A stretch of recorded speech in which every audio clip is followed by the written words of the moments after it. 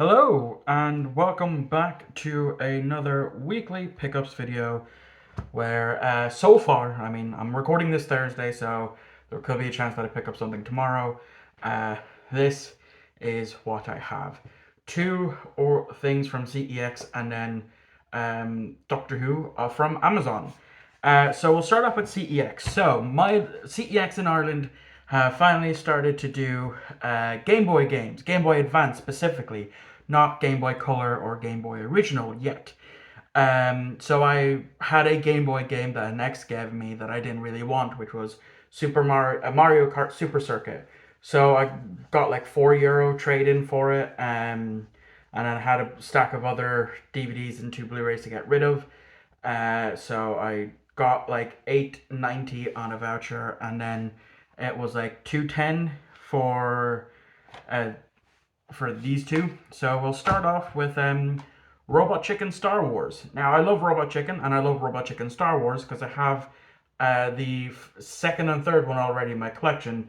So once I seen the first one, I had to pick it up. It was a no-brainer to pick up for the euro, and I'm happy to have all three Robot Chicken Star Wars in the collection. Because they're not really, it's not really that long per se. But it has some very, very funny shorts. It's Robot Chicken. You know what you're gonna get, especially when it comes to their big piss takes on Star Wars. But obviously from love, from Star Wars fans, essentially. You know, before Star Wars became toxic. Um, so yeah, very happy to add this in to the collection. The disc even looks like the Death Star, and it comes with an Adult Swim booklet, uh, which has silhouettes of some of the characters. You know, Abe Lincoln, the chicken, um, and a bunch of other characters from Adult Swim. Some of which are these stickers? No, not stickers. But cutouts, things that I can cut out, characters that I could cut out if I wanted to, um, which don't really know most of these, uh, so I probably will just leave it intact. And there's the rest of this, of all the. I think I'm supposed to cut them out and glue them. Kind of like back in the day, I remember as a kid getting sticker books where you'd have to peel the sticker and put it where it belongs.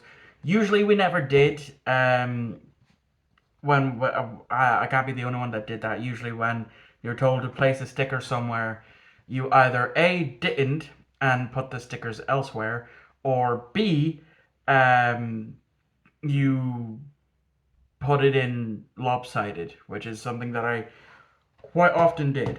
The next thing that and the last thing that I got from CEX was season 6 of South Park.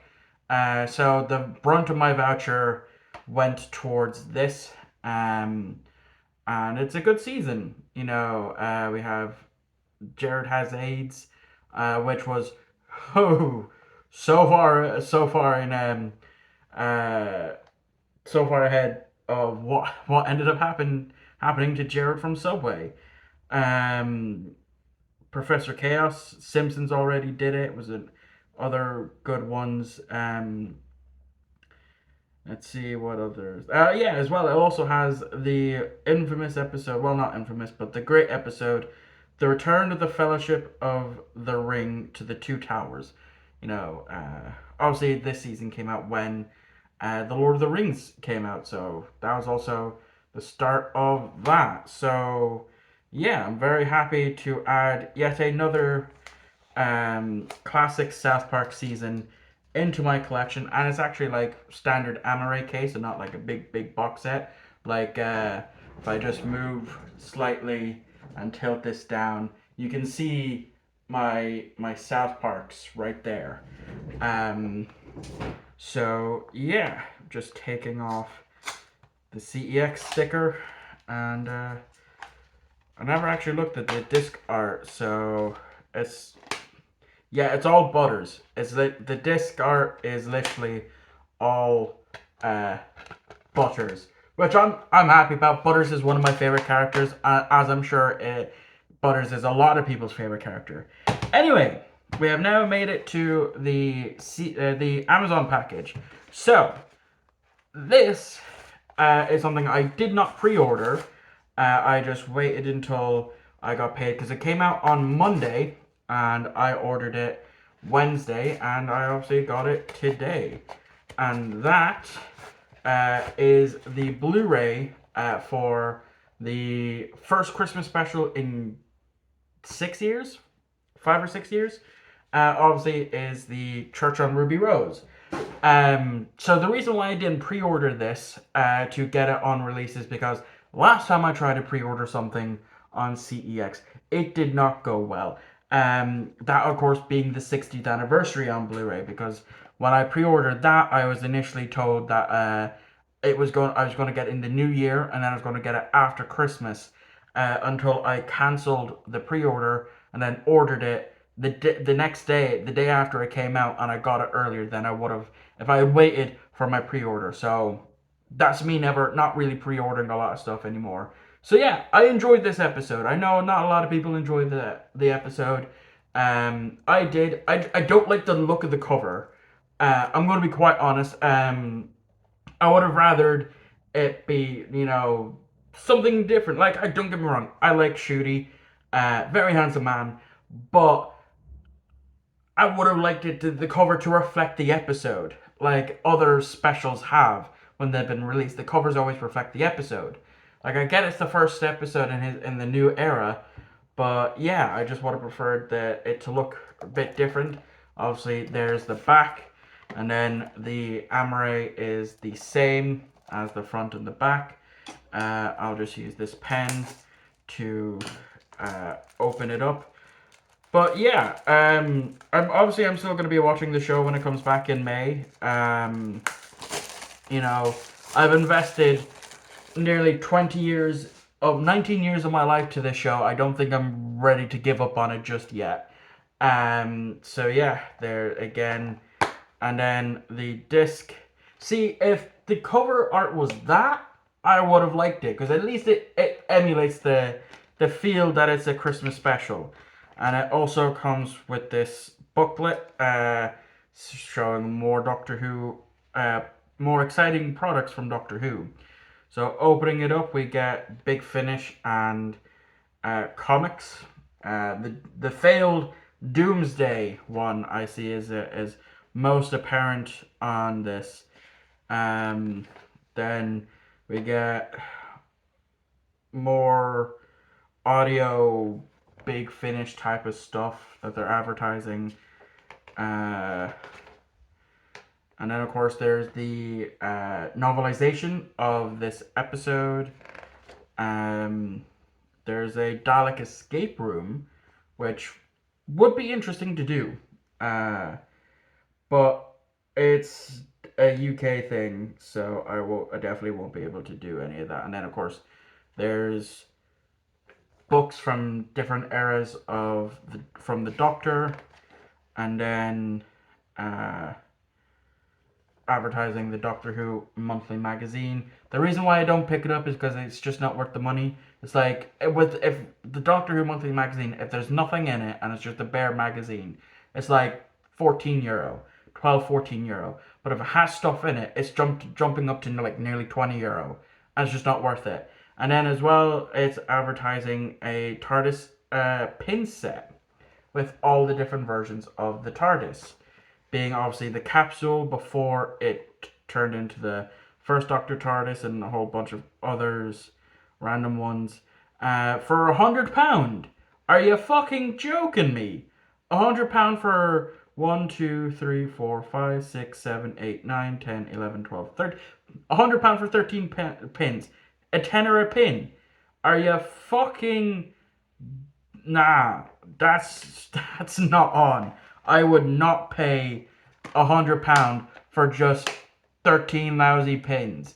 That's not worth it, in my opinion.